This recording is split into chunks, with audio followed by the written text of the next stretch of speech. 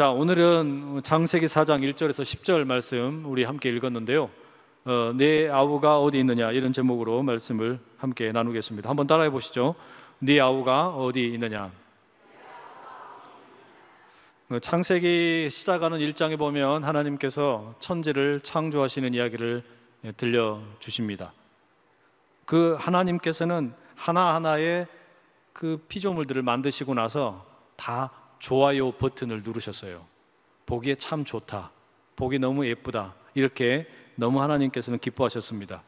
빛이 되었든 궁창이 되었든 공중에 나는 새가 되었든 바다에 헤엄치는 물고기가 되었든, 그리고 무엇보다 하나님의 형상을 따라 지음받은 우리 인간, 사람을 만드신 이후에 심히 좋아하셨다. 이 성경은 그렇게 기록을 하고 있습니다. 그런데 하나님께서 이렇게 너무나 기뻐하시는 이 인간이라는 존재, 아담과 하와가 에덴 동산에서 하나님의 뜻을 따라 살지 못하고 하나님께서 금하셨던 이 동산 중앙에 있는 선악을 알게 하는 나무의 과일을 먹어버리게 됩니다. 그 이후에 내용을 보면 이 아담과 하와가 자신들이 죄를 지은 것을 알거든요. 그래서 어떻게 합니까? 숨습니다. 나무 사이에 숨는 거예요. 아담과 하와가 숨었다라는 것은 이 범죄한 인간이 하나님의 얼굴을 볼 낯짝이 없기 때문에 그렇습니다. 하나님을 쳐다볼 수가 없어요. 하나님과의 관계가 깨어졌다라는 것을 어찌 달리 표현할 방법이 없죠. 결국에 여러분, 아담과 하와는 그 예배를 실패한 겁니다. 하나님으로부터 숨는다라는 것은 하나님을 향한 예배가 온전히 드려지지 못했다는 이야기가 되기도 합니다. 예배를 실패하는 인생은 하나님으로부터 숨게 됩니다. 왜냐하면 하나님으로부터 숨는다는 것 자체가 예배를 실패했다는 이야기고, 예배가 실패했다는 이야기는 하나님으로부터 어디론가 숨겠다는 이야기이기 때문입니다. 바로 그렇게 숨어있는 아담과 하와를 향해서 하나님께서 말씀하시죠. 이렇게 이야기하셨어요. 여호와 하나님이 아담을 부르시며 그에게 이르시되 네가 어디 있느냐. 아담아, 하와야, 네가 어디 있느냐. 이게 여러분, 성경에 기록되어 있는 하나님께서 인류를 향하여 주신 첫 번째 질문입니다. 범죄한 우리를 향해서, 아담과 하와를 향해서 하나님께서 던지신 첫 번째 질문, 네가 어디 있느냐. 우리 교회 로비를 나가서 1층 현관을 지나서 밖에 나가시면 그 돌 비석 있잖아요. 거기에 보면 네가 어디 있느냐라는 글귀가 새겨져 있습니다. 근데 이게 전부가 아니죠. 하나님께서 우리 사람들에게 던지시는 또 다른 두 번째 질문이 하나 더 있습니다. 오늘 본문은 바로 그걸 좀 살펴보려고 하는데요. 아담과 하와가 이제 에덴 동산에서 추방을 당하고 이제는 다른 곳에 가서 살게 되죠. 4장 1절에 말씀해 보면 이런 내용이 있어요. 함께 읽어보실게요. 오늘 본문입니다. 시작. 아담이 그의 아내 하와와 동침함에 하와가 임신하여 가인을 낳고 이르되 내가 여호와로 말미암아 등남하였다 하니라. 아담과 하와가 이제 에덴 동산을 떠나서 그 에덴의 동쪽에서 살아가야 합니다. 그리고 그 엉겅퀴가 많고 또 아주 거친 이 땅을 일구면서 살아가는 거예요. 그 가운데 아담과 하와에게 이제 하나님이 주시는 선물이 생깁니다. 아들을 얻었어요. 이 아들은 모든 인류 가운데 여성의 몸을 빌어서 태어난 첫 번째 사람입니다. 그게 누굽니까? 가인이죠. 이 가인이라는 이름의 뜻은 얻었다라는 의미입니다. 그리고 이제 두 번째 아들을 얻게 되는데요. 이 아들은 아벨이었습니다. 그 뜻이 공허하다 또는 숨결, 이와 같은 의미를 가지고 있습니다.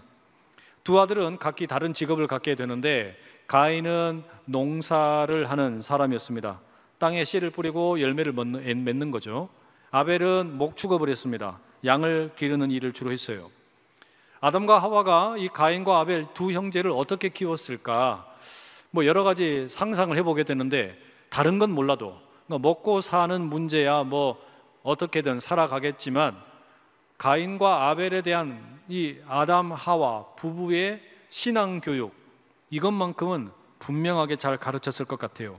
왜냐하면 자신들이 실패했던 이 경험이 있기 때문입니다.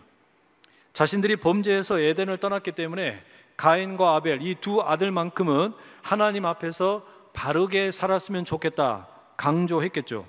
선악을 먹어버린 자신들의 그 범죄, 부모의 죄에 대해서 아주 그냥 철저하게 교육을 시키고, 그래서 뭐라고 가르치겠어요? 너희들은 절대로 예배의 실패자가 되지 말아라. 예배의 성공자가 되어라. 하나님과의 그 예배, 하나님께 올려드리는 예배에 있어서만큼은 절대로 누구에게도 양보하지 말아라. 아주 귀에 못이 박히도록 들려줬을 거예요. 그런데 안타깝게도 이게 쉽지가 않습니다. 우리 여기 부모님들 계시죠? 자녀들 신앙교육 시키는 거 쉽습니까? 어려워요. 자녀들의 신앙 마음대로 되질 않습니다.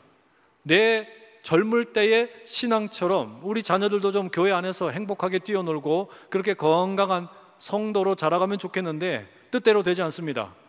또 어찌 보면은 우리가 자녀 교육 그러면 경제 준비시키는 거, 학업 준비시키는 거, 입시 준비시키는 거, 이런 것들에 너무 매몰되다가 우리 자녀들의 신앙 교육을 제대로 시키지 못할 때가 참 많이 있어요. 가인은 농사를 짓는 사람이었기 때문에 농작물을 가지고서 예배를 드렸고, 아벨은 양을 기르는 목축업을 했기 때문에 그 양의 고기와 기름으로 하나님에게 예배를 드렸습니다. 그런데 뭐라고 성경에 기록되어 있냐면, 하나님께서 아벨의 제물과 그의 예배는 받으셨는데 가인의 제사는 받지 않으셨다라고 이야기하는 거예요. 이제 여기서 이제 고민이 생기는 거죠. 왜 하나님께서 아벨의 제사는 받으시고 가인의 제사는 받지 않으신 걸까? 어떤 분들은 그래요. 하나님께서는 고기를 좋아하신다고. 반대군요. 하나님께서는 고기를 좋아하셔서 아벨의 예배는 받으시고 채식을 하지 않으시기 때문에 가인의 예배를 받지 않으셨다. 여러분, 그게 말이 되겠어요? 말이 안 되겠죠. 피를 흘려야만 그러면 하나님이 예배를 받으신다는 거냐? 꼭 그렇지도 않습니다. 하나님이 양고기는 좋아하시는데 쌈을 싸 드시지는 않는다, 뭐 그런 거겠어요? 그러지는 않을 거란 말이에요. 성경에 그 가인의 예배를 받지 않으시는 이유가 명확하게 나와 있지 않습니다. 짐작하건대 그런 식으로 설명하는 것은 옳지 않아요. 그러니까 아벨은 피를 흘려서 그 양을 바쳤기 때문에 하나님이 받으시고, 가인은 그 피를 흘리는 제사가 없기 때문에 받지 않았다, 뭐 그런 식으로 말씀하는 분들이 있는데 그건 옳지 않은 해석입니다. 왜냐하면 레위기를 보게 되면 하나님께 드리는 예배, 그리고 하나님께 예배를 드릴 때 바치는 그 제물에 대한 설명이 나오는데, 고기로 드리는 예배도 있고 곡식으로 드리는 예배도 소개되어 있습니다. 그러니까 예배의 성공과 실패의 기준이라는 것이 어떤 제물을 바쳤느냐, 여기에 달린 게 아니었다는 이야기예요. 다만 우리가 미루어 짐작을 하건대 가인과 아벨이 바친 그 제물이 문제가 아니라 그 예배자가 문제라는 것으로 우리가 결론을 내릴 수가 있어요. 다시 말하면 아벨이 드리는 예배는 아벨이 제물을 잘 드려서 받은 게 아니라 하나님께서 아벨이 드리는 그 마음의 제사, 이걸 받으신 것인데, 가인의 경우에는 하나님을 향한 그 마음의 제사가 온전히 드려지지를 못하는 것입니다. 우리는 여러분, 예배로 인해서 실패한 아담과 하와의 이야기를 이미 잘 압니다. 그들은 하나님께서 금하신 선악과를 먹어버렸잖아요.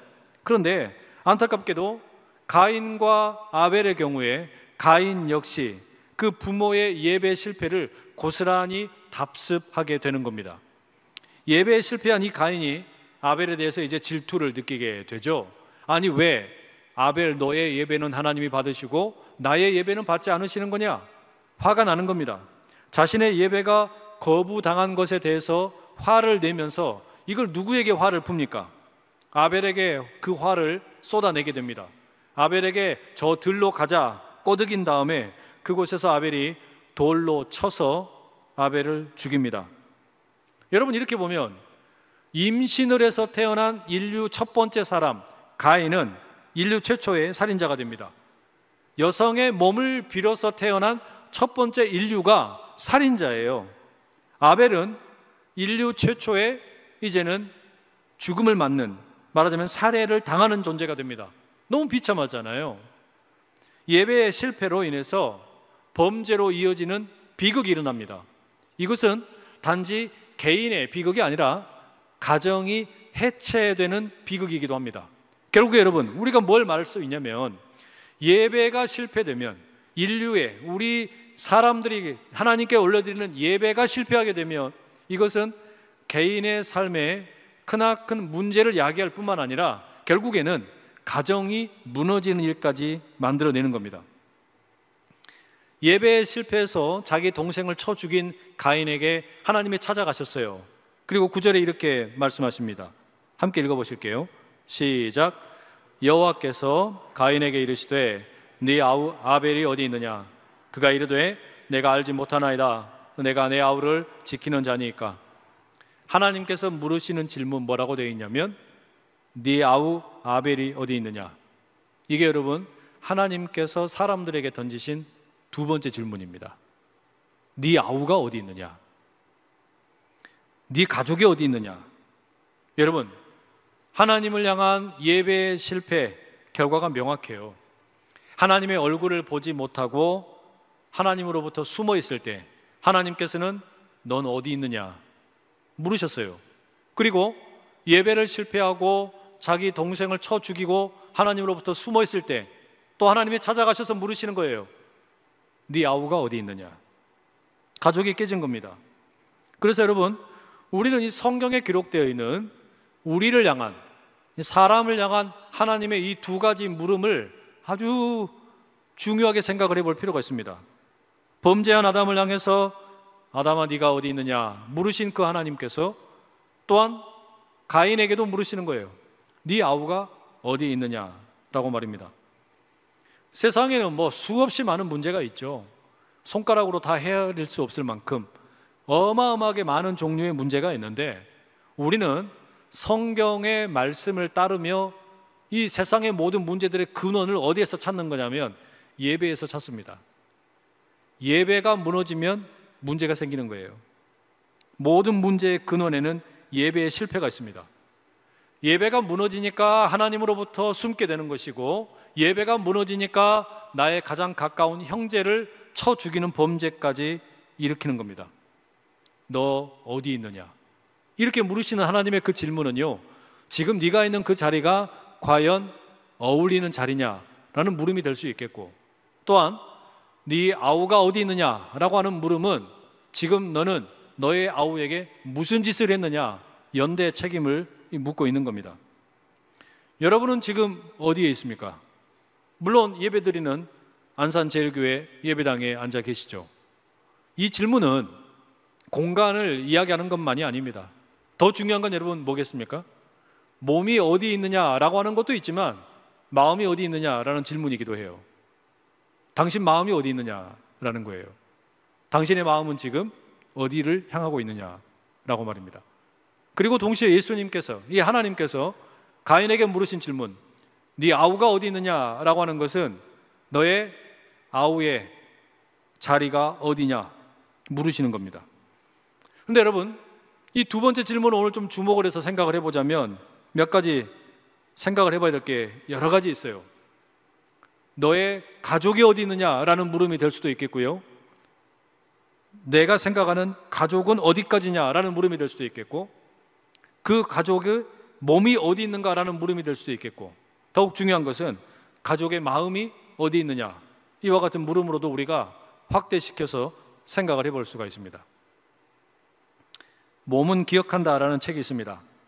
이 책의 부제가 뭐냐면 트라우마가 남긴 흔적들이라고 되어 있어요.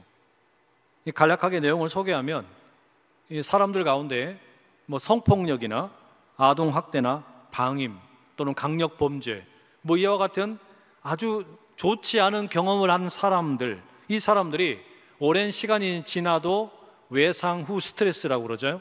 그 트라우마가 남게 되고 그걸로 인해서 살아간다, 뭐 이런 내용을 담고 있는데 그것은 우리가 뭐 평범하게 잘 아는 내용입니다. 그러니까 트라우마가 있다라는 건 알아요. 근데 이 이야기, 이 책에서 특별히 좀 눈여겨보게 된 게 뭐였냐면 트라우마라는 게 여러분 정신의 또는 감정의 차원에만 남아있는 게 아니라 몸에 남아있다는 거예요. 우리들의 몸에 그 트라우마의 흔적이 남아있다라는 거예요. 그 예를 들면 그 한 7, 8년 전에 개봉을 했던 귀향이라는 영화가 있습니다. 그 1943년에 14살의 소녀가 아무런 영문도 모른 채 일본군에게 끌려가가지고 위안부로 살게 되는 아주 기구한 운명을 담은 영화입니다. 그 이 영화를 만든 그 조정래 감독이 아주 인상적인 이런 이야기를 했어요. 자신이 왜 이 귀향이라는 영화를 만들려고 결심을 하게 되었냐, 그 계기가 강일출 할머니와 인터뷰하면서 그런 마음을 먹게 됐답니다. 근데 이 인터뷰를 하면서 할머니에게 어깨를 좀 안마를 해드리려고 할머니의 몸에 손을 딱 대는 순간에 할머니가 그걸 사정없이 탁 내치더라는 거예요. 왜 그랬겠어요? 이게 반사적인 행동입니다. 그렇게 손을 내리치는 할머니도 놀랐고 이 조정래 감독도 깜짝 놀랐다는 거예요. 이 할머니가 일본군에 의해서 위안부로 끌려갔고 몹쓸 짓을 당하고 심지어 산채로 수많은 위안부들을 그 불구덩이에 던지는 그런 어떤 비극적인 자리까지 갔는데 거기서 기적적으로 살아남으신 거예요. 그러다 보니까 이것이 수십 년 동안 지났지만 여전히 몸에 흔적으로 남아있는 겁니다.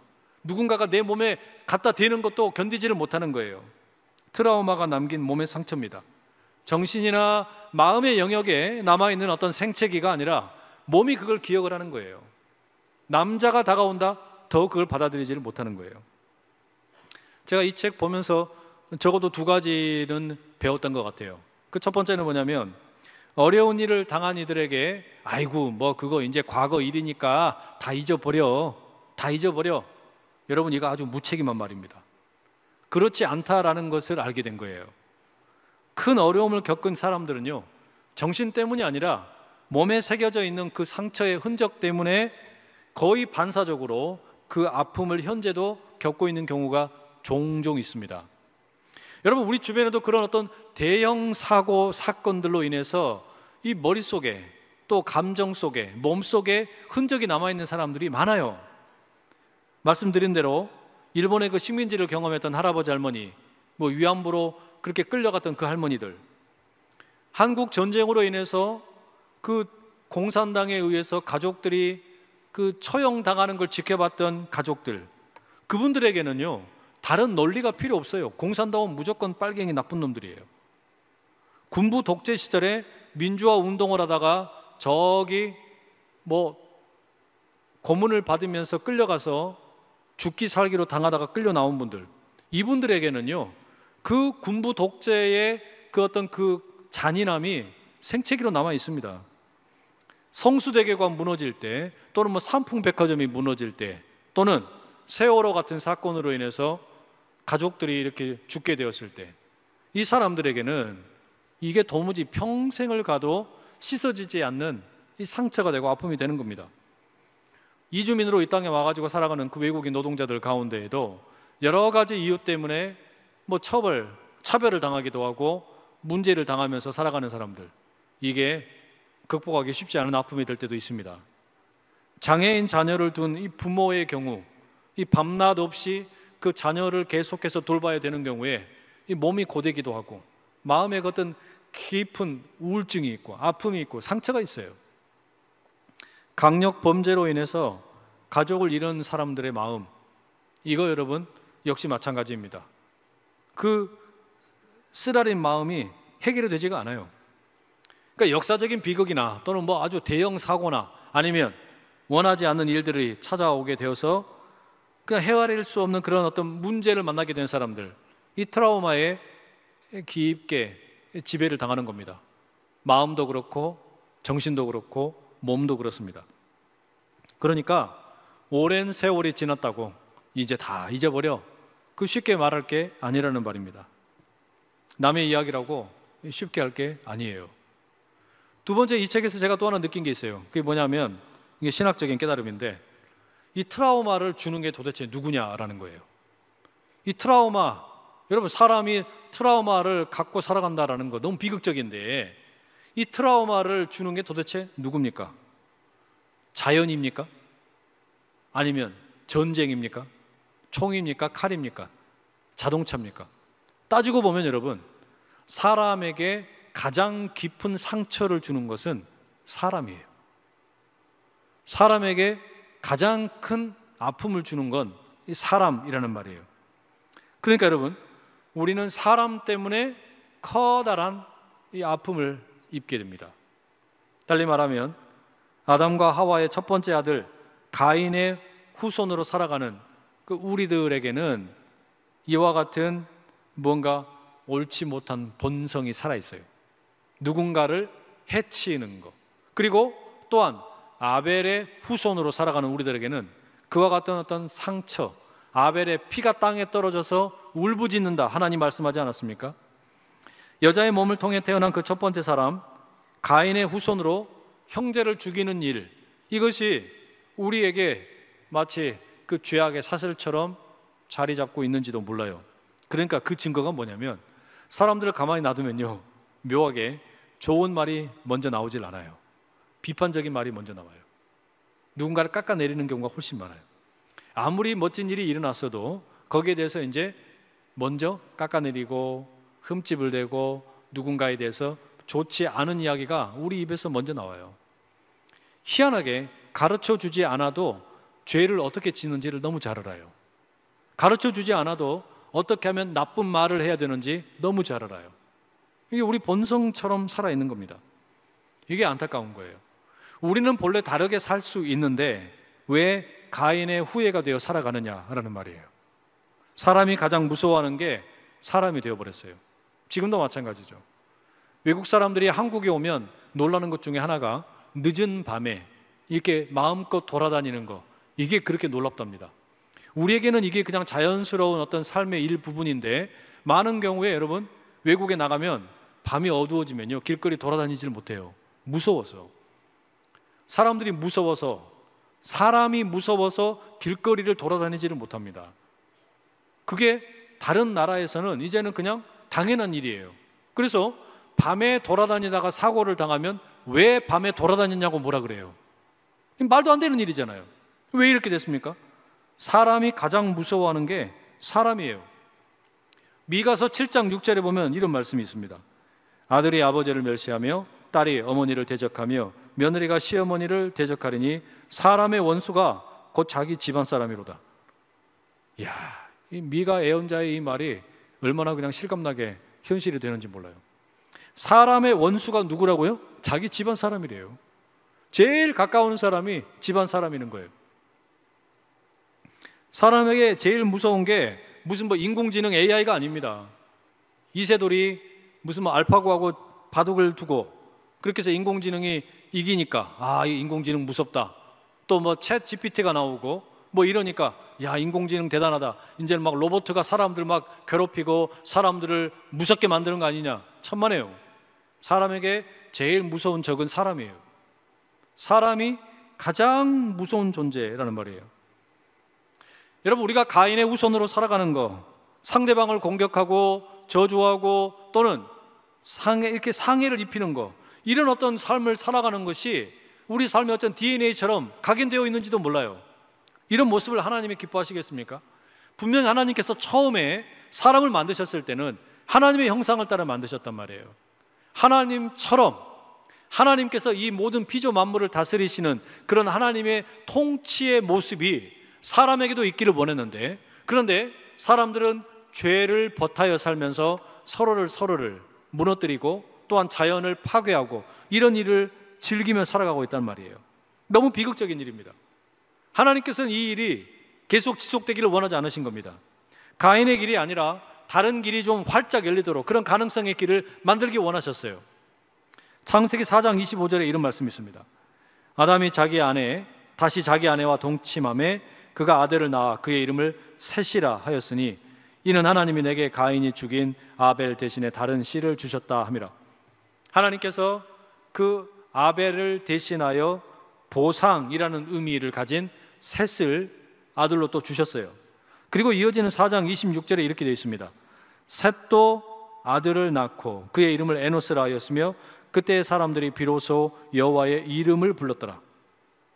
가인에 의해서 죽임을 당한 그 아벨의 보상으로 셋이 주어지게 되는데, 이 셋이 아들을 낳게 되었을 때 그때 비로소 사람들이 여호와 하나님의 이름을 부르기 시작을 했대요.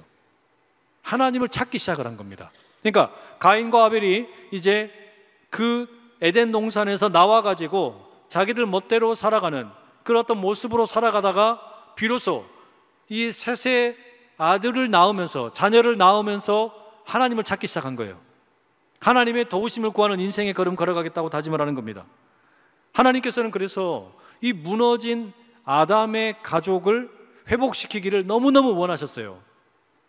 그런데 하나님께서 노아의 홍수로 심판을 해도, 아브라함을 통해서 이스라엘 민족을 택하심에도 불구하고 이 사람들이 본질적으로 죄의 문제가 해결이 되질 않는 겁니다. 이 사람들 속에 있는 이 죄의 본성이 사라지질 않는 거예요. 결국에 그래서 하나님께서 택하신 게 뭡니까? 예수 그리스도를 이 땅에 보내기로 하십니다. 더 이상은 이제 우리가 아담과 가인의 기제를 가지 않도록 잃어버린 이 가족의 소중함, 이 가족이 회복되기를 원하시는 거예요. 그래서 여러분, 마태복음에 보면 12장 49절과 50절에 예수님이 이런 말씀하십니다. 손을 내밀어 제자들을 가리켜 이르시되 나의 어머니와 나의 동생들을 보라. 누구든지 하늘에 계신 내 아버지의 뜻대로 하는 자가 내 형제요 자매요 어머니이니라 하시니라. 하나님의 뜻대로 행하는 자가 이제 예수님의 가족이 됩니다. 새로운 가족을 예수님께서 말하고 계시는 거예요. 가인과 그 아담의 길을 걸어가면서 서로 죽이고 비난하고 짓밟는 그런 짐승 같은 삶이 아니라 하나님의 뜻을 따라 지음받았던 하나님의 형상으로 회복되어가는 그런 가족, 하나님의 형상을 따라 살기로, 하나님의 말씀을 따라 살기로 다짐하는 사람들, 이들이 진짜 하늘 가족이라고, 영적인 가족이라고 우리 주님이 말씀하신 겁니다. 이 일을 위해서 아담과 그 가인의 길을 걸어가던 사람들, 이들 가운데 이제 하나님께서 하시는 일이 뭡니까?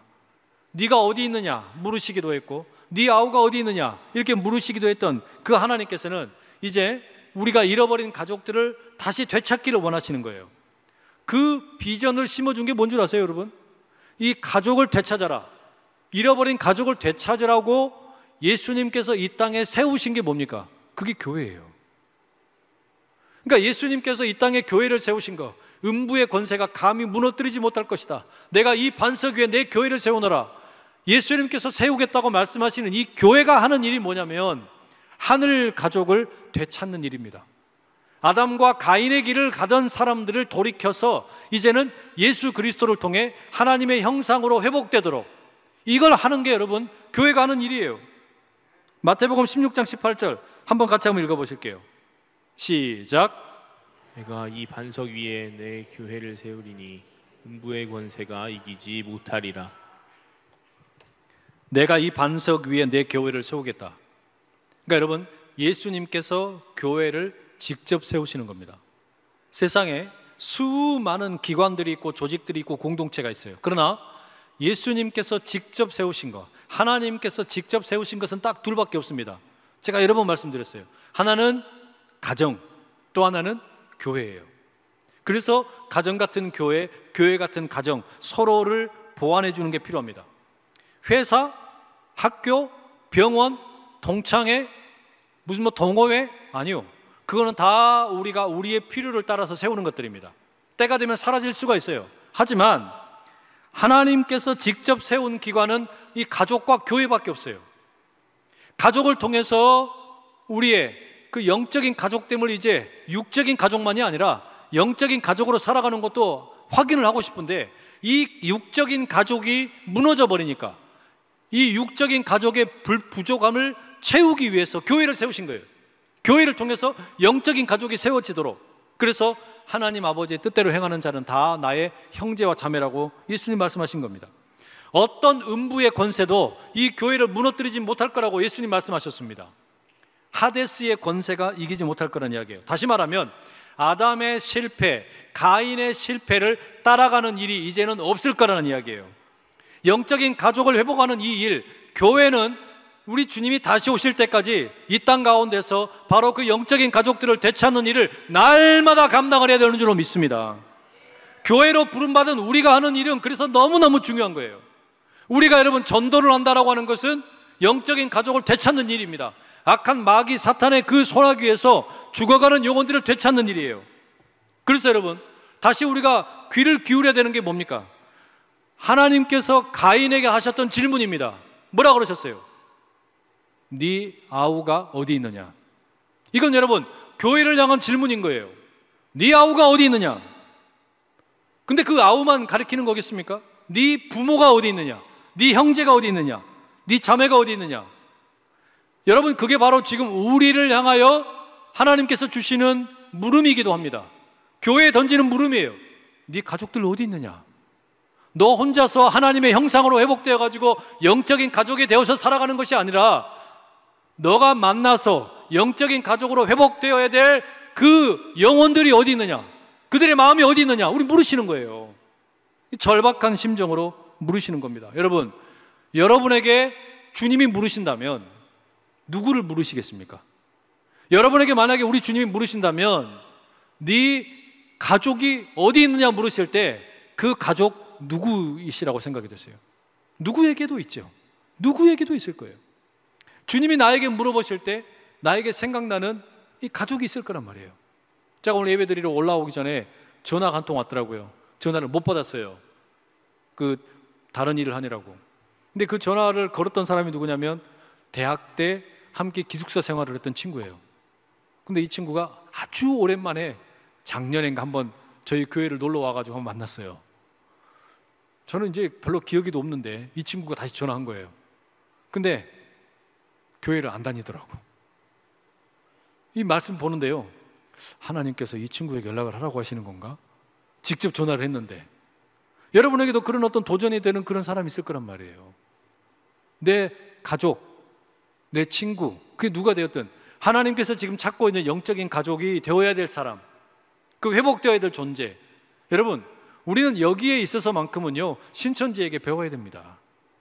신천지들은 잘못된 방식으로 14만 4천을 채우겠다고 사람들을 현혹시켜가지고 잘못된 방식으로 그 성경 공부를 이상하게 가르쳐가지고 영혼을 병들게 만들어서라도 자기들 사람 만들려고 그러는데, 우리에게는 그런 열망이 있냐 이거예요. 이 사람들, 내 주변에 있는 사람들, 내가 돌봐야 될 사람들, 조폭들도 자기 형제들은 참 의리 있게 챙기더라고요. 너무너무 의리 있게 챙기는 거예요. 우리가 남이가 막 이러면서, 우리가 남이가 막 이러더라고.